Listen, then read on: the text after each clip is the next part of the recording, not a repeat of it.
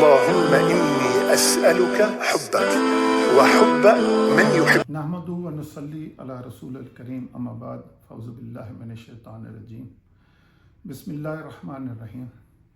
محترم ناظرین، آج ہم دوسرے پارے کے مضامین پڑھیں گے۔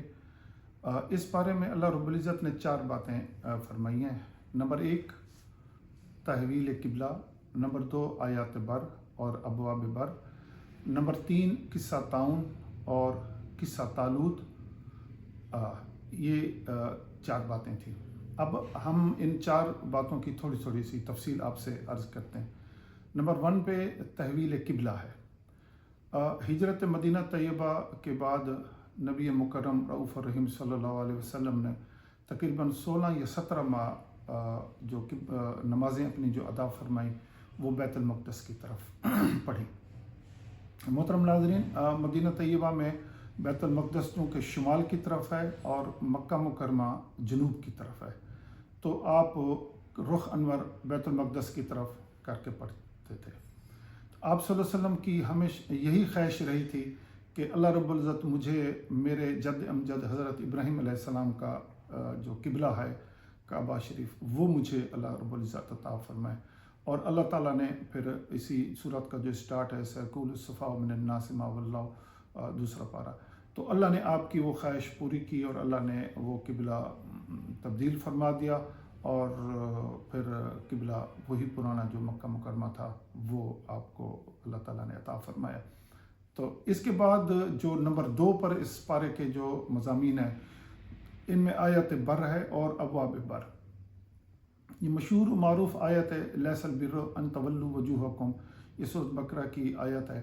تو یہ آیت بر کہلاتی ہے۔ اس میں تمام احکامات، عقائد، عبادات، معاملات، معاشرت اور اخلاق اور اجمالی طور پر یہ تمام چیزیں اللہ نے ذکر کی ہیں۔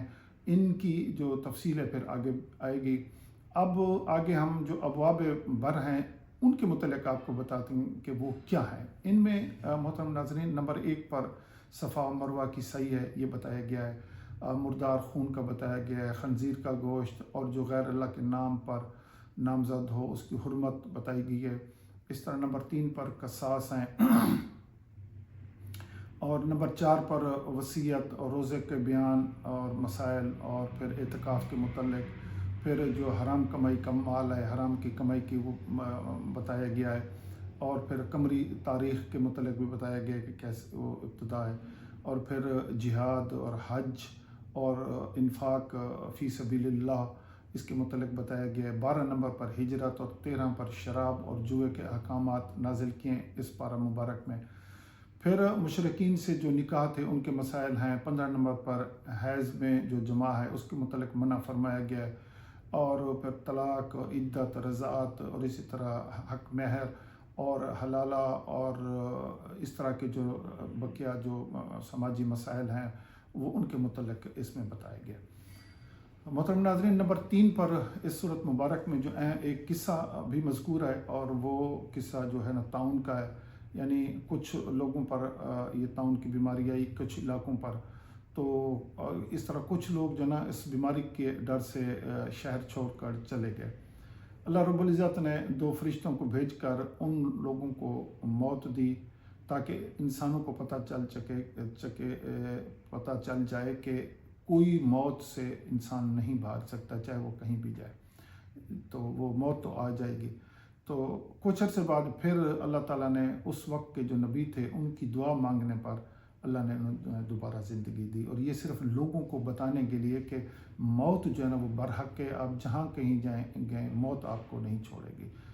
وہ ایک وقت اور ایک جگہ اور ہر چیز اللہ نے متعین فرما دی ہے، اور یہ علم اللہ کے پاس ہے، علم الغیب جو ہے۔ اس کے بعد اس پارہ مبارک جو دوسرا پارہ ہے محترم ناظرین، اس میں جو آخری بات ہے، قصہ ہے، وہ طالوت کا ہے۔ یعنی طالوت کے لشکر نے جالوت کے لشکر کو باوجود کم تعداد ہونے کے اللہ تعالیٰ کے حکم سے شکست دی۔